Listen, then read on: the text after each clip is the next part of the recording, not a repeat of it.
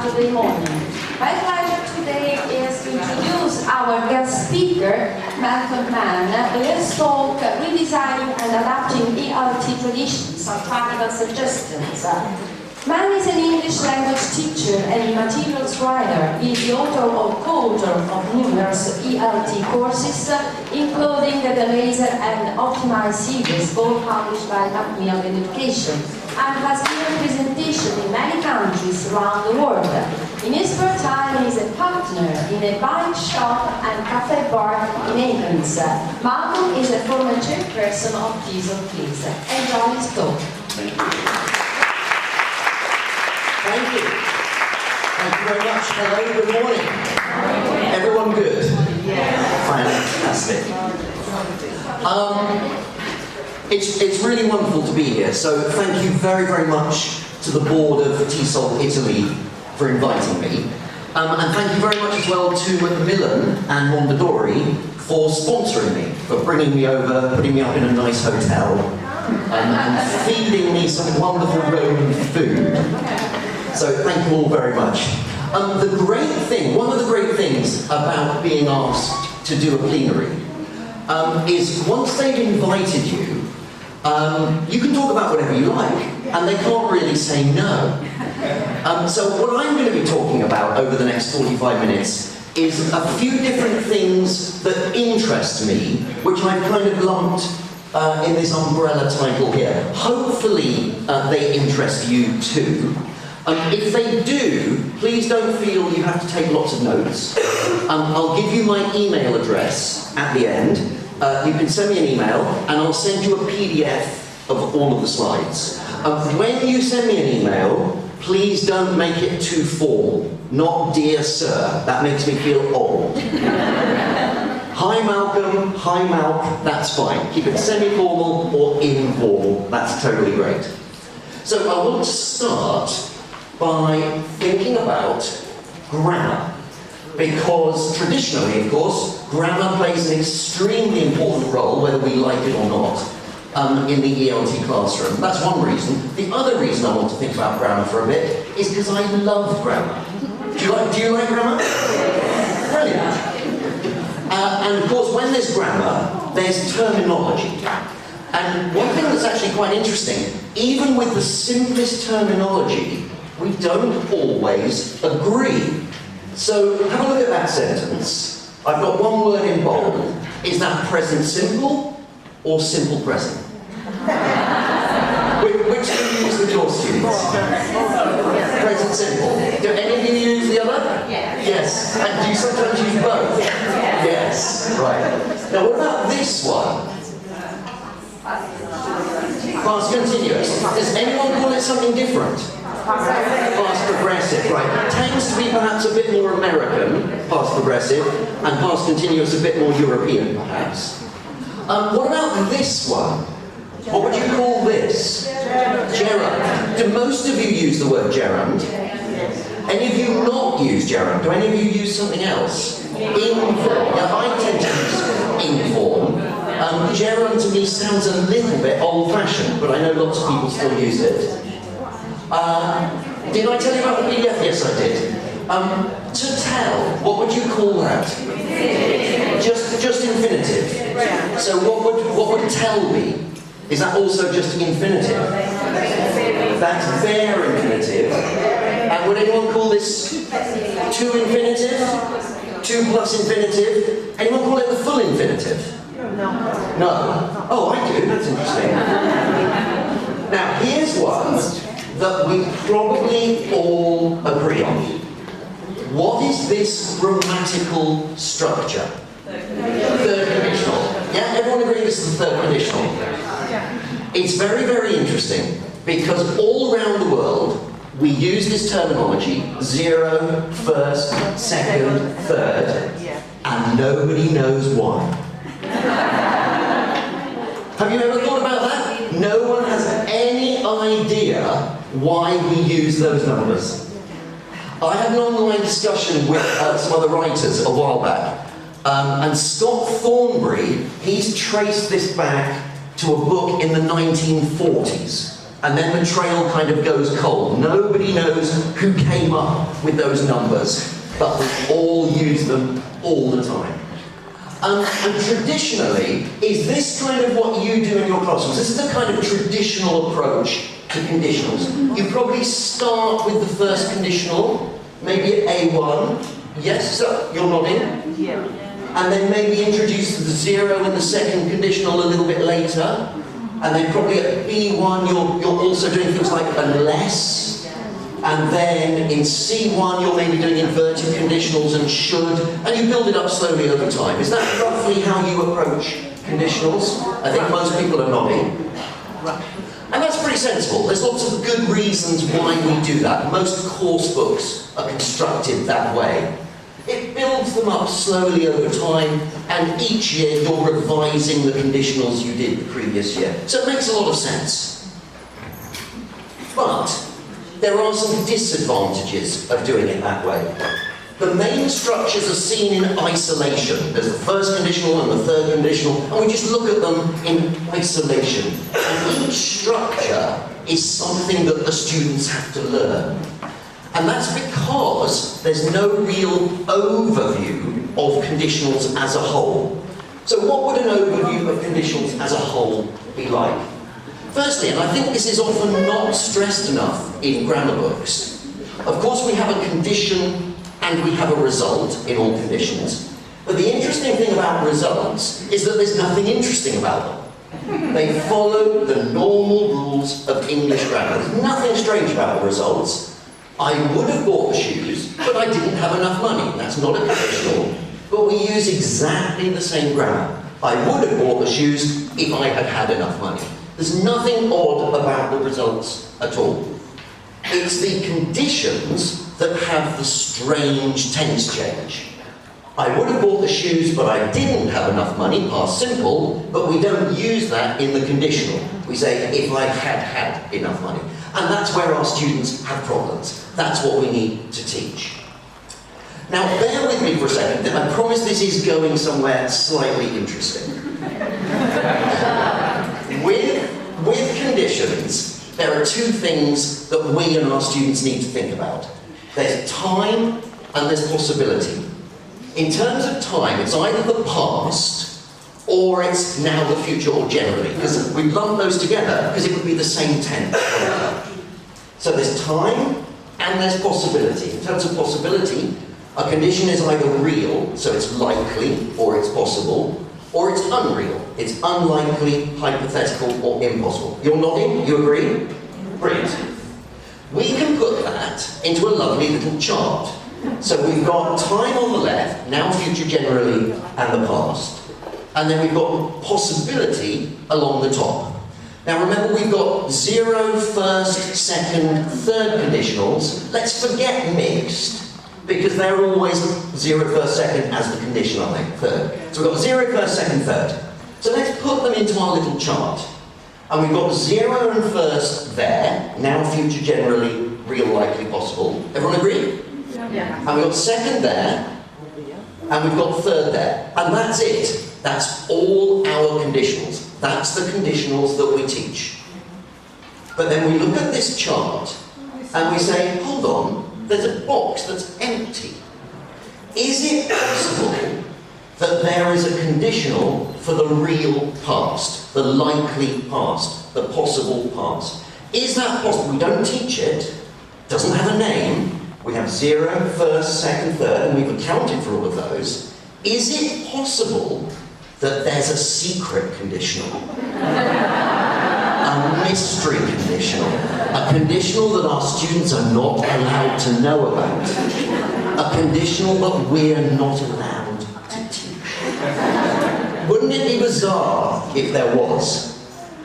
And let's think about tenses. Now, of course, there's lots of different tenses we can use in conditions, and we'll talk about those a bit more in a second. But the main tense, the kind of primary tense, for 0 and first is present simple, for second is past simple, for third is past perfect.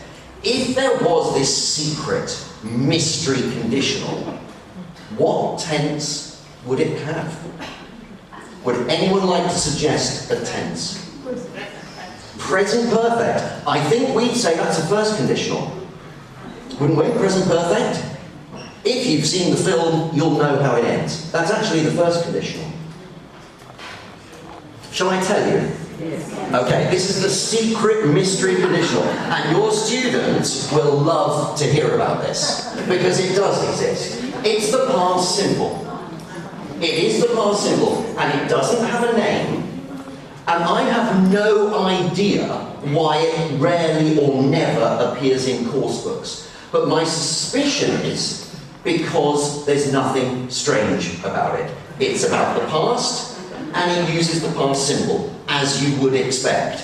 So it's slightly different from the others that we've given names, because they are a bit odd. This one is not odd at all. So if Helen went to Warwick University, and it's quite possible that she did, that's a real possibility about the past.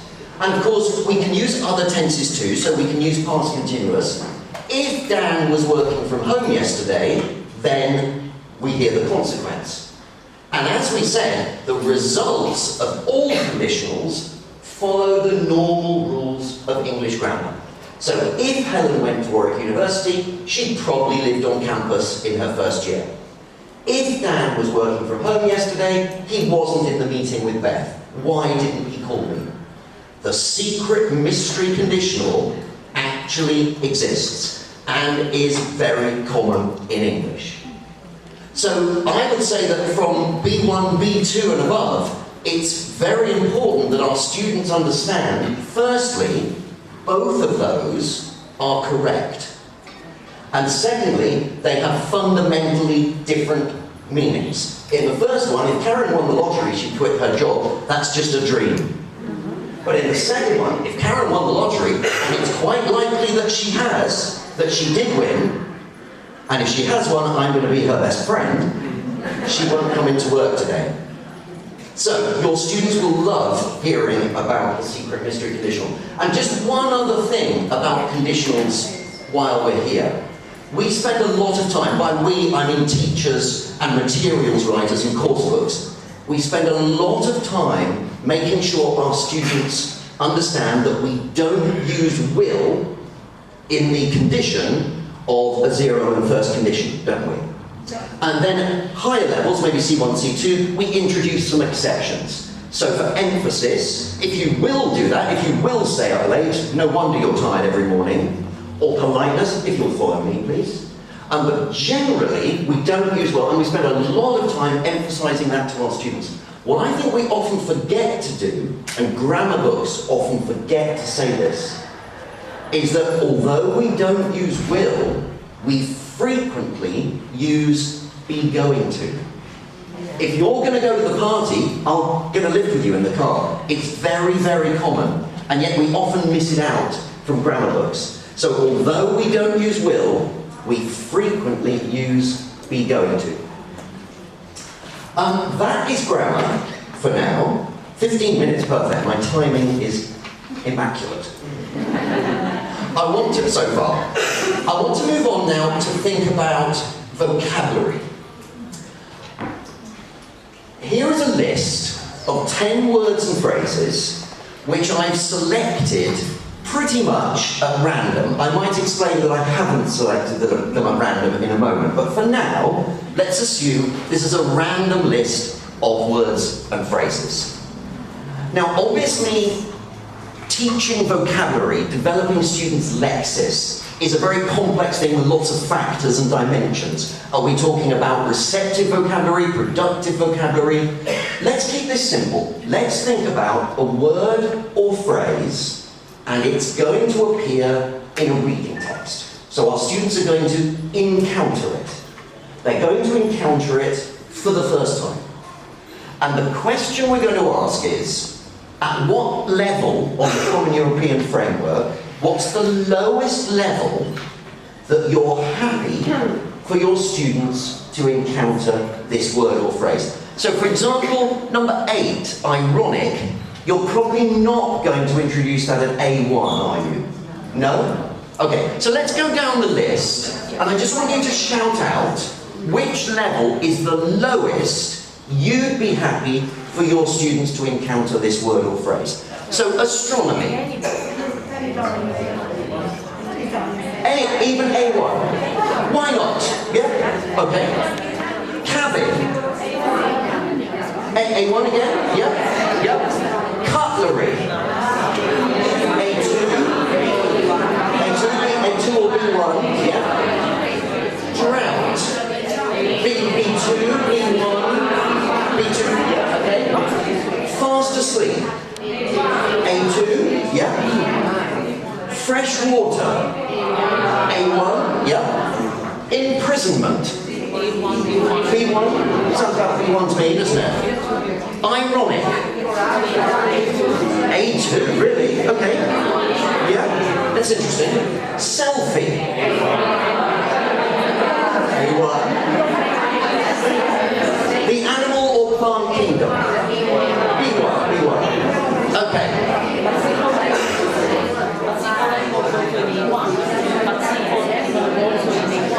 Also in A1. Now, have you heard of English profile? Some of you have. I'm going to say more about it in a second, but for now, I'm just going to say that English profile is a database, a corpus of real English. I'll explain more in a second exactly what it is. All of these, apart from one of them actually, all of these are at the same level in English profile. What level do you think that is? A2? Maybe B1? You're going to be shocked. Every single word up there, apart from one of them, on English profile is C2. And the one that's not C2 is selfie, because it's not in the list at all, because it's too modern a word. Now, before you start saying, well, English profile must be insane, I'm going to defend English profile. Because English profile does what it says on the tin. English profile, that's an idiom. It means they're not lying. They're not lying. Because what English profile is a corpus or a database of Cambridge exam candidates, their written compositions. So it's a database of when students first start using those words in their compositions. Now, it's not surprising, if you think about it, the kind of writing tasks at B2 in first, students are probably not going to write the word cutlery in their essay. So they use the word cutlery for the first time at C2. And so English profile is a corpus of when students first start using that vocabulary. I'm not going to read out that slide, but they are very clear on the English profile website what it is and what it isn't. So what's the problem? The problem is that people in power are misunderstanding what English profile is and does. So I'm a materials writer. I want to give you from my perspective something that happened a few months ago. I was involved in a book. I wasn't the main writer, but I was involved in the production of a book at C1 level that had reading texts in it. C1, very good. And we had a reading text, that had the phrase invasion of privacy in it. And that was sent off to the publisher. I won't name the publisher. It was sent off to the publisher and was edited in-house. And the editor's comments, one of them was, invasion of privacy is C2 in English profile, please rephrase.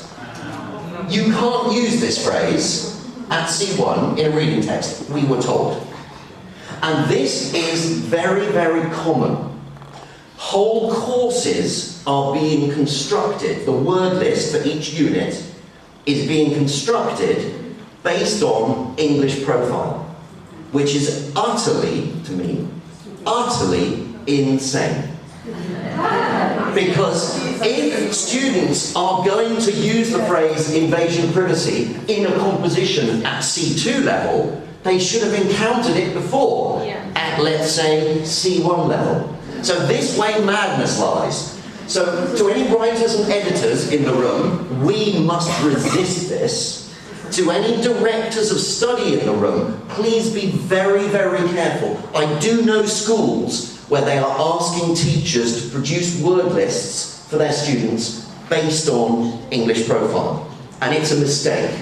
And to any new teachers in the room, please never feel restricted by lists and corpora like this. If your A1 students, if you think they should learn the word selfie, teach them the word selfie. Just because it's not in English profile or it's the wrong level, don't ever let that stop you teaching the vocabulary. You know your students best. No digital database knows your students better than you do. So that's my advice. After my advice, I want to come on to a call to arms. This is something I feel very strongly about, and I'll be interested, hopefully we'll have time at the end, for you to tell me what you think as well. If you think about a typical course, there's going to be reading, there's going to be grammar, there's going to be vocabulary, there's going to be listening, there's going to be speaking, and there's going to be writing. That's a typical course book, and probably a typical syllabus, isn't it? And this section was called Registering Register. I want to think about register, because in terms of reading, grammar, vocabulary, listening, speaking, writing, in most course books, register only really comes up explicitly in one of those. Which one? Writing. Right. When we're doing formal letters, informal emails, that's when we explicitly think about register. But actually, register is fundamental to all of these things. So my kind of call to arms is, let's also think about register when we're doing reading, when we're doing grammar, when we're doing vocabulary, when we're doing listening, when we're doing speaking. It's absolutely fundamental to our students understanding and being able to use English fluently. So for example, in terms of grammar, register comes into the issue of relative pronouns. And you see in grammar books and course books that we can use which or that or leave out the relative pronoun, but there isn't an explanation often as to what effect that has. It affects the register, which, this is a problem which many people face, that's the most formal one. This is a problem that a lot of people face, but that makes it less formal. And then we take it out completely, and that becomes even more informal. So even with something like relative pronouns, there is a register issue. And frequently the choice of tense, so for example, I look forward to hearing from you, I'm looking forward to hearing from you, they mean exactly the same thing, but the I look is more formal. I am looking less formal, and then the contracted form, I'm looking less formal again. Or something like, I want to ask you, versus I wanted to ask you. It's an issue of register, an issue of formality. And the same with I don't understand, I didn't understand. This is a huge area. And in fact, I did a webinar for Macmillan on this very topic just a couple of weeks ago. So if you're interested in this aspect, then do please check out my webinar, it's on YouTube. But what we tend to do when we're teaching, talking about the future, is we tend, or grammar books tend, to take a completely functional approach. So they say, use will for these functions, and use be going to for these different functions, prediction based on present evidence, whatever it is. And they say to the students, there is no choice. Now that, I think, misses a key aspect, which is register. Because frequently, it isn't an issue of function at all. It's an issue of register. And if you go to the corpora and you look at academic writing, Be going to rarely appears in academic writing because be going to is fundamentally, inherently informal, whereas will is much, much more common in academic writing and newspaper writing for the same functions. So here, we've got three sentences that mean exactly the same thing. It's the same function, but whether we use will or whether we use be going to, or whether we use the contracted will form, determine the register and the formality. Does that make sense? If you're interested in that, please do check out my webinar, because that lasts an hour. We can't go into detail here. But I think it's fascinating. I think if we just take the functional approach with our students, then they're really missing a key aspect.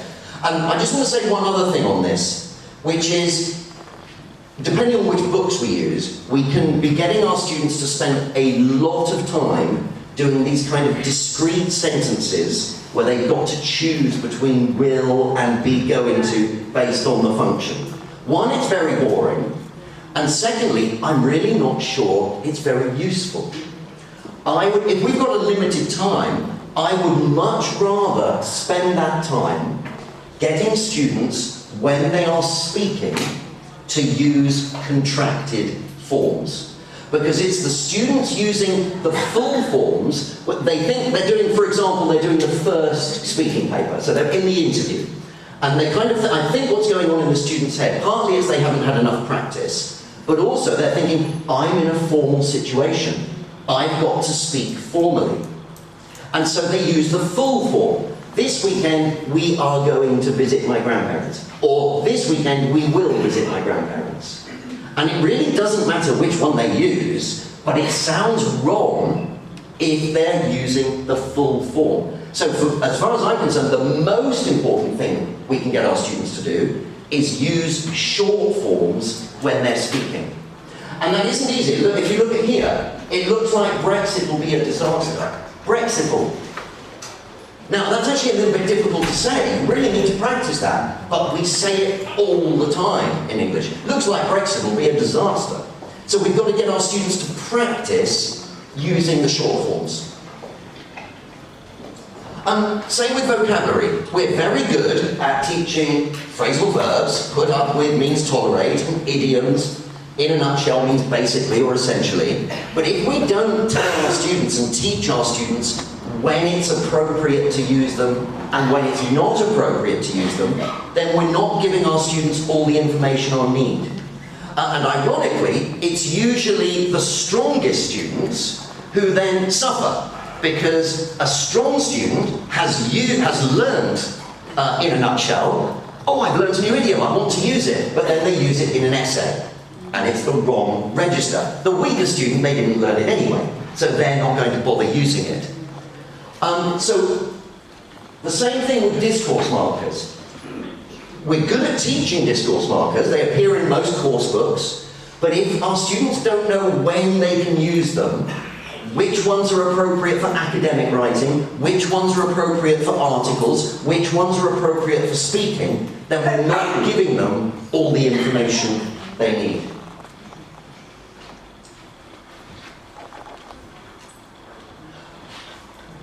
Now, one of the interesting things about course books, and this is kind of my fault partly, because I write books like this, but there are good reasons why we do this. In many course books, you have a writing section, often it's at the end of the unit, and that writing section focuses on one writing type.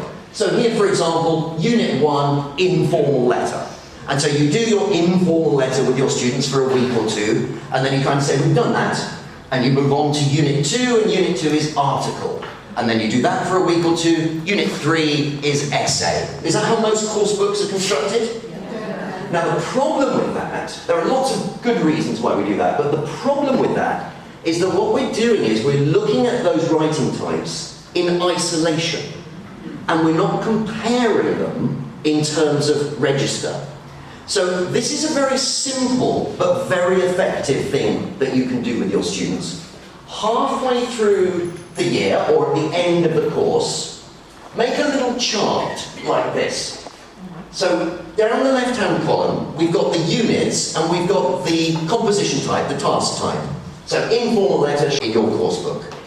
And of course there's the model composition in the student's book, and there's also the composition that the students wrote for homework. And what we're doing, we're focusing on comparing the styles of the different writing types. So these are just some examples. The writer uses a lively, chatty, almost conversational style. The writer tries to interest and entertain the reader. The writer directly addresses the reader. The writer discusses a subject in a logical and formal way. And what they do, they go back and look at the model composition in the book and look at their own piece of writing, and they tick or cross each box.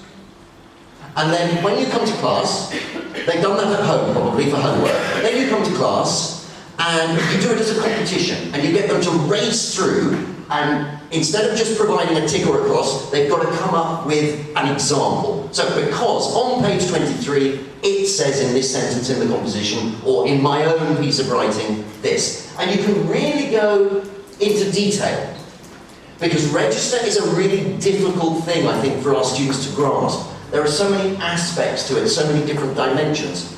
The more we can focus on specific things, the easier it is for students. So, for informal letter, a short story, does the writer use the impersonal passive? Does the writer use contractions, short forms? A rhetorical question? Discursive phrases? And if so, which ones? Formal vocabulary? Informal punctuation? Very, very simple, but a very effective way at comparing the different styles and the different registers of different writing tasks. One other thing in terms of register that I think it's helpful for our students to understand. When we are speaking or writing informally, we say things like, I think that, I believe that. But in academic writing, we do something a bit odd. We say, I would argue that. And I think often our students don't quite understand what's going on here. So I think it really helps to explain to our students why we do this in English. And this is what I think is happening. The more hypothetical a statement, the more formal or polite it is. So direct is informal, I think that, that's fine. But hypothetical makes it more formal, I would argue that. And that's because hypothetical statements create distance. And distance equals politeness. And I imagine it as kind of a kind of Anglo-Saxon thing. Don't come too close to me. We like distance. But it's two kinds of distance. It's distance between you and the person you're talking to. And it's also distance between what you say and what you mean. So for example, I said I'll give you my email address, and you can send me an email, and I'll send you the PDF. Now imagine you're writing that email to me. Hi Malcolm, send me the PDF. You've used the imperative. Now that's what you mean, but you can't say that, can you? It's rude. You can't tell me what to do, because I will be offended, or I might be. Now of course you can soften that with please send me the PDF, that makes it a little bit nicer. But it's still using the imperative, and that's a little bit, you've got the power then, you're telling me what to do, and that's not very nice. So we find other ways of doing it in English. So you probably say, can you send me the PDF? Now what's going on here? We're creating a little bit of distance between what you say, can you send me the PDF, and what you mean. Because you're not really asking about my ability. You know I can. You know I've got arms, you know I've got a computer, I've already told you I can send you the PDF. So you're creating a distance between what you say and what you mean. And then as we go up the levels of formality, it becomes really odd. And we enter this very, very weird, hypothetical world. And this is the world that I think it helps our students to understand. Because we say things like this then. Could you send me the PDF? And what we need to understand is what's going on here.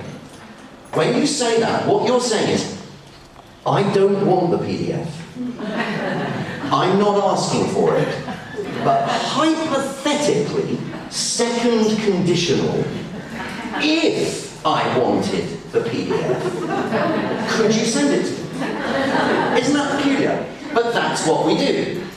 And then it gets even more weird, because we say, I don't want the PDF, I'm not interested in the PDF. Hypothetically though, if I asked you for it, and if you could send it to me, then I would be grateful, hypothetically. And then it gets really bonkers, because it's like the other person now no longer exists. And you're just having this little cerebral experiment to yourself. I wonder, as if they're no longer there. And the more our students can understand how absolutely crazy that is, the more likely they are to not use them in the wrong contexts.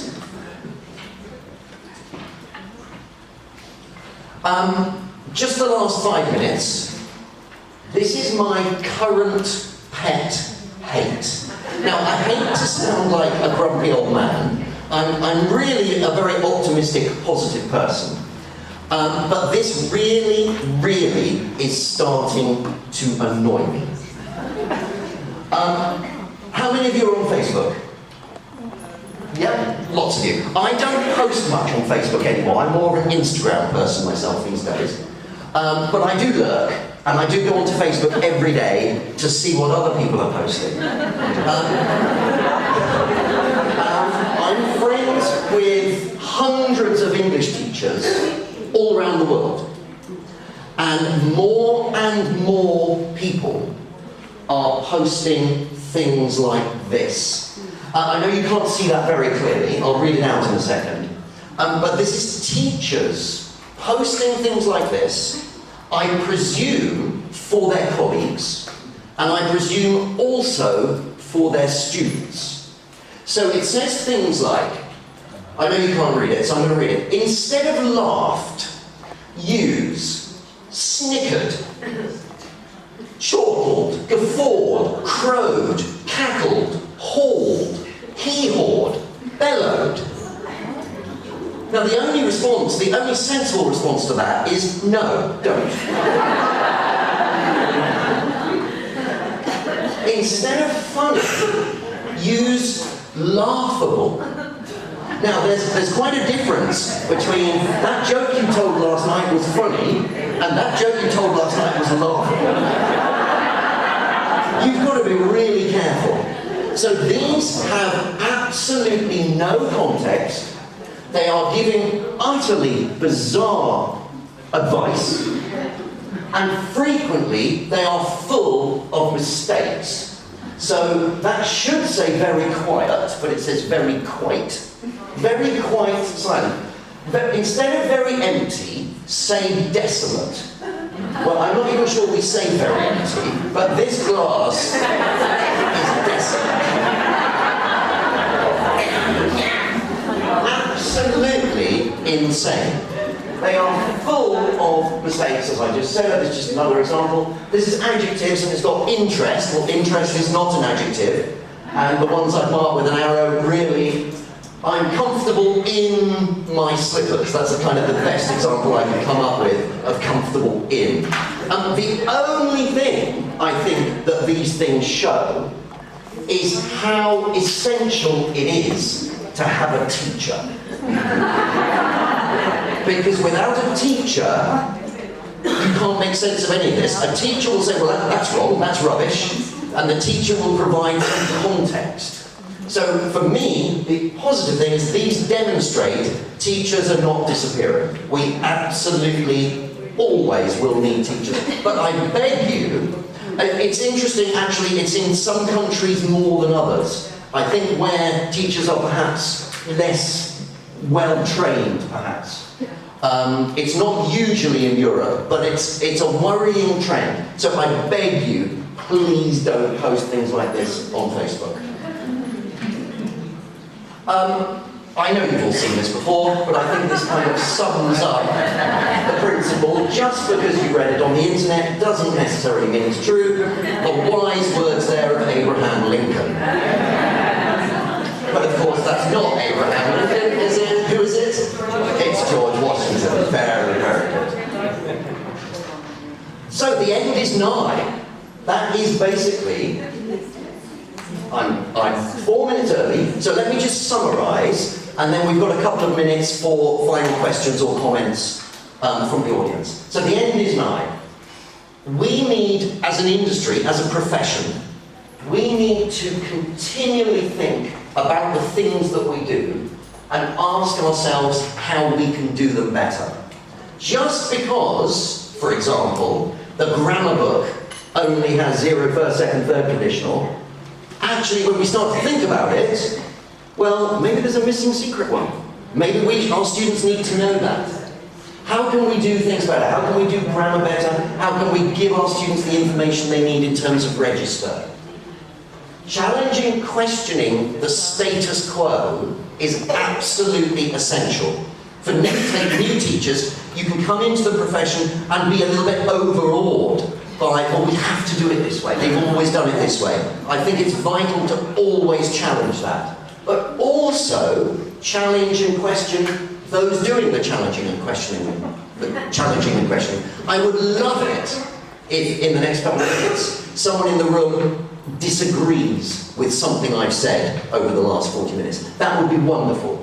I should be challenged and questioned for what I've said in the last 40 minutes. And organisations such as TESOL International and TESOL Italy and TESOL Greece, where I come from, they provide an absolutely unique forum for this kind of discussion.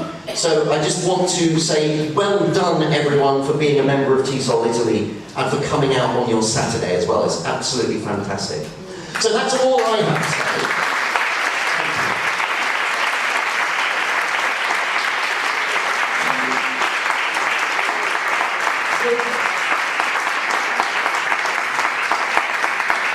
Would anyone like to challenge or disagree with anything I've said?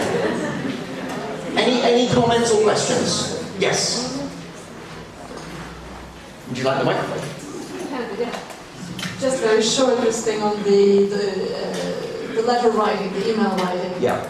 Of the would and the hypothetical and the even more hypothetical. But as well, teaching Italian adults at the university level, but this was a group of adults, I mean researchers, and they had been teaching, but mainly they were actually corresponding via email. Yeah. So they didn't have an outlet to really speaking, engaging with English, but it was mainly just written. Exactly. Yeah. And some of the recipients weren't even native English speakers either. Yeah. But one of the main things that came up in one of the lessons was they felt that the imperative, so send me an email, send me the PDF, was the correct form. And I said, well, yes, but imagine if you said it face to face, it would sound quite impolite. And I said, but Italian is quite fun. It's it's quite direct, but you get the point across, you save time, it's efficient. And I said, yes, but actually we would use the, for distance, this whole thing about using the conditional forms. Yeah.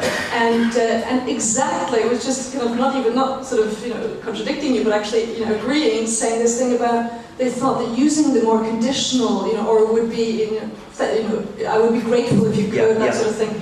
They thought that, well, I'm not sure, I thought about doing that once, one of them said. And I thought, well, maybe the other person will actually think, well, they don't have to send me the email. Absolutely. So, no, don't worry, they will. Yeah. But that's again language barriers in maybe different countries, but it was just hysterical. We all sort of laughed about it because they thought, well, if I put the conditional, will they actually understand that I need the... It's a two-way process, isn't it? Yeah, you presume that the person you're talking to understands. It was a very small group, so we actually were enjoying it. It was quite comfortable. Excellent. And just the other thing was just this challenging, that's why it was quite an advanced group, but I had the occasion where they were actually challenging each other as well. And at one point I actually had to stand up like a mediator and say, whoa, it's like Jerry Springer going, settle down. Yeah. Where one of them challenged the genitive and the apostrophe versus the possessive. So someone said, well, is it correct to say the pool's rules or the rules of the pool? Yeah, that's a very complex grammatical And that was enough to open up a whole new thing.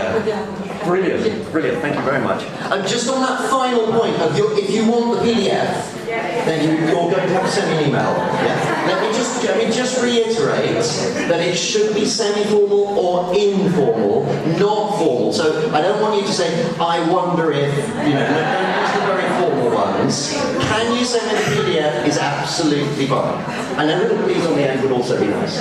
But keep it nice and short, and don't forget, hi Malcolm or hi Malcolm, not dear sir or anything like that. So, lovely to meet you all. Thank you all very, very much for coming, and enjoy the rest of the day.